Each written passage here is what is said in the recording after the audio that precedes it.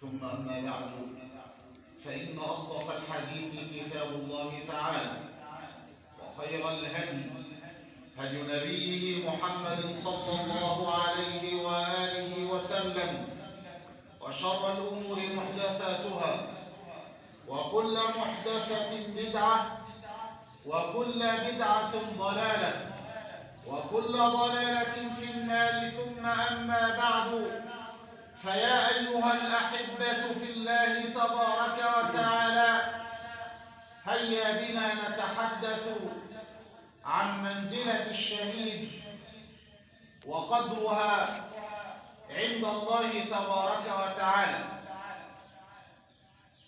إن للشهيد منزلة ليست بالأمر الهين، فإن الشهيد هذه المنزلة لا ينالها إلا موفق، لا ينالها إلا موفق. فها هو سيدنا خالد بن الوليد، أسماه النبي صلى الله عليه وآله وسلم بسيف الله المسلول، سله الله على رقاب الكافرين. يقول: ما من موضع بجسدي إلا وبه ضربة سيف أو طعنة رمح أو رمية سهم، وها أنا أموت على فراشي كما يموت البعير. قال مقالته الشهيرة: فلا نامت أعين الجبناء. هذا الإنسان الذي أسماه النبي بسيف الله المسلول يقول: لا يوجد في جسدي مكان إلا وبه إما طعنة رمح أو رمية سهم أو ضربة سيف، ومع هذا قدر له ربنا تبارك وتعالى أن يموت في فراشه. ما نقصت هذه الغزوات من عمره شيء. فمنزلة الشهادة لا ينالها إلا موفق. فكم من قتيل بين صفين الله أعلم بنيته، وهناك أناس قد يموت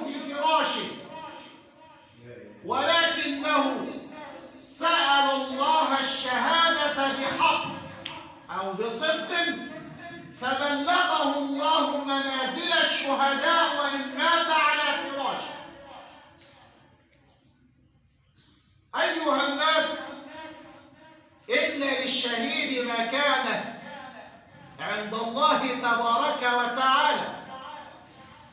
ترى هذه المكانة حينما تقرأ وتسمع قول الله تبارك وتعالى: ولا تحسبن الذين قتلوا في سبيل الله أموات بل أحياء عند ربهم يرزقون. لأن الإنسان أغلى ما يمتلك على ظهر هذه الأرض هو إيمانه بربه. يليه في المنزلة هذه النفس التي بين جنبيه.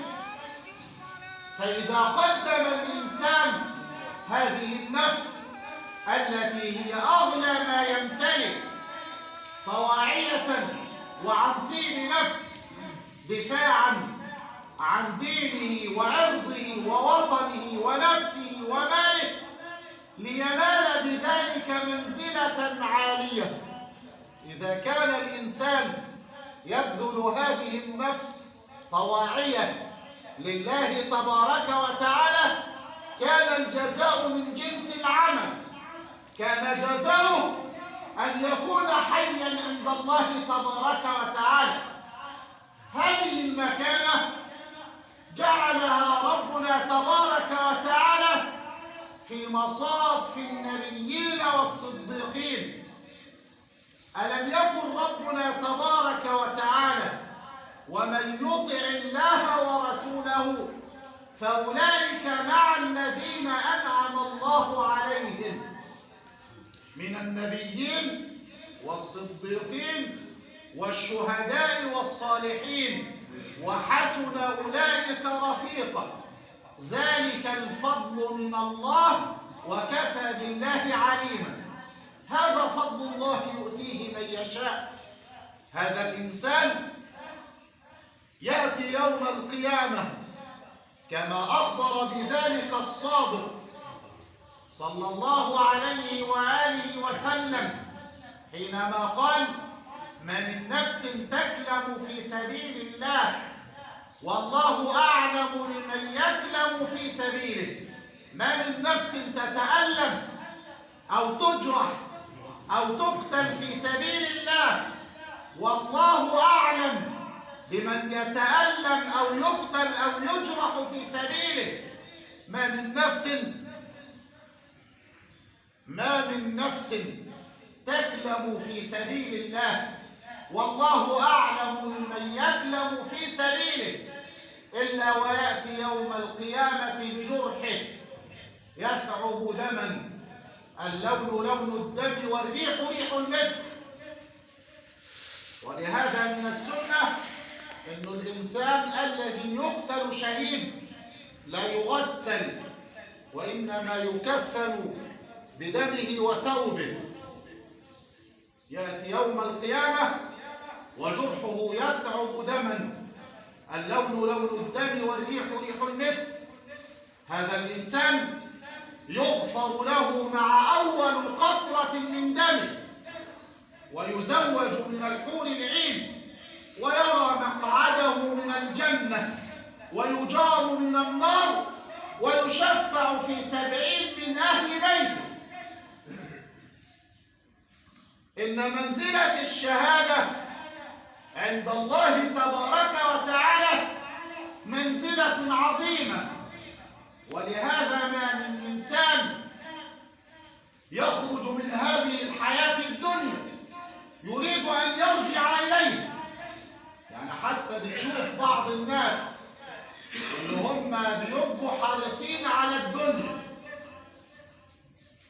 لما يجي يحتضر تلاقيه وهو بيحتضر كده عمال بيتف على الدنيا. يعني معناه بقى كارهها وبرفان منها ومش عايز يعود وعايز يلقى الله تبارك وتعالى. طب لو كان الإنسان ده تعود للدنيا مرة أخرى يرفض. إلا الشهيد الذي إن خرج من الدنيا يريد أن يعود لها ثانية وثالثة ورابعة. لما يرى من عظيم الجزاء عند الله، يتمنى في حينها أن يكون صاحب 100 نفس كلها تقتل في سبيل الله. يعني الوحيد اللي بيتمنى أنه يعود إلى الدنيا هو الشهيد. ليه؟ مش للدنيا، وإنما يريد أن يقتل ثانية وثالثة ورابعة، يتمنى أن تكون له 100 نفس تخرج واحدة تلو الأخرى، لما يرى من عظيم الجزاء عند الله تبارك وتعالى يوم القيامة. ولهذا قال سيدنا رسول الله صلى الله عليه وآله وسلم لسيدنا جابر ابن عبد الله بن حرام لما رأى من أثر الهم والحزن والدين عليه، قال: ما لك يا جابر؟ قال: إن عبد الله يقصد أبيه ترك مالا، ترك عيالا، وترك دينا. يعني سيب لي 9 أخوات وسيب لي ديون الله أعلم به، وقد قتل يوم أحد. قال له النبي صلى الله عليه وآله وسلم: أفلا أبشرك يا جابر؟ قال: بلى يا رسول الله. قال: إن أبيك لما قتل قال الله عز وجل له: تمنى علي يا عبد الله، تمنى علي، اطلب ما تشتهي. فقال: أتمنى أن أرجع إلى الدنيا فأقتل فيك ثانية. اتمنى أمنية وأمنيتك محققة من رب العالمين. أتمنى أني أرجع إلى الدنيا فأقتل فيك ثانية. عايز يخبر اللي ورا منه بعظيم الجزاء والكرم اللي رآه عند الله تبارك وتعالى لمنزلة الشهادة عند الله تبارك وتعالى. فربنا أخبره أنه أخذ على نفسه العهد الذي يخرج من الدنيا لا يرجع إليها ثانية، ولكن الله سيخبر الذين من بعدهم. فقال ربنا تبارك وتعالى: ولا تحسبن الذين قتلوا في سبيل الله أموات بل أحياء عند ربهم يرزقون فرحين بما آتاهم الله من فضله ويستبشرون بالذين لم يلحقوا بهم من خلفهم ألا خوف عليهم ولا هم يحزنون. فالشهيد مكانة عند الله تبارك وتعالى، بس تكون شهادة حقيقية. النهارده اللي راكب موتوسيكل قدام زفة عروسة وعمال بيعمل سبعات وثمانيات وأمريكاني، لما بيموت بيسموه شهيد السبعات والثمانيات والأمريكاني، وعايزين يسموا المطب باسم الشهيد. هذا ليس شهيدا، وإنما الشهيد هو الذي أخبر عنه النبي صلى الله عليه وآله وسلم حينما قال: من قتل دون عرضه، من قتل دون ماله، من قتل دون دينه، من قتل دفاعا عن وطنه، فهذا الشهيد الذي يقتل لتكون كلمة الله هي العليا. ولهذا قال ربنا تبارك وتعالى: من المؤمنين رجال، من للتبعيض ليس الكل، وإنما البعض، من المؤمنين رجال صدقوا ما عاهدوا الله عليه، فمنهم من قضى نحبه ومنهم من ينتظر وما بدلوا تبديلا. هذا الإنسان الذي لما قدم على رسول الله ليبايع رسول الله على الجهاد في سبيل الله، لما انتصر المسلمون أعطاه النبي صلى الله عليه وآله وسلم حقه في الفيل، فجاء بحجره ووضعه في حجر رسول الله. يعني النبي اداله نصيبه في الغنائم، الصحابي جابه في حجره ووضعه في حجر رسول الله. فقال يا رسول الله ما على هذا بايعتك ولا لأجل هذا اتبعت، لأنا أسلمت واتبعتك يا رسول الله وخرجت للجهاد في سبيل الله من أجل هذا. فقال له النبي وعلى ما اتبعتني وعاهدتني؟ قال إنما خرجت لأرمى بسهم هاهنا فأقتل شهيدا فأدخل الجنة يا رسول الله. فقال له النبي إن تصدق الله يصدق. في نهاية الغزوة وجد هذا الرجل به سهم في الموضع الذي أشار إليه بإصبعه، فقال النبي صلى الله عليه وآله وسلم أما هذا فقد صدق الله فصدقه الله. من المؤمنين رجال صدقوا ما عاهدوا الله عليه.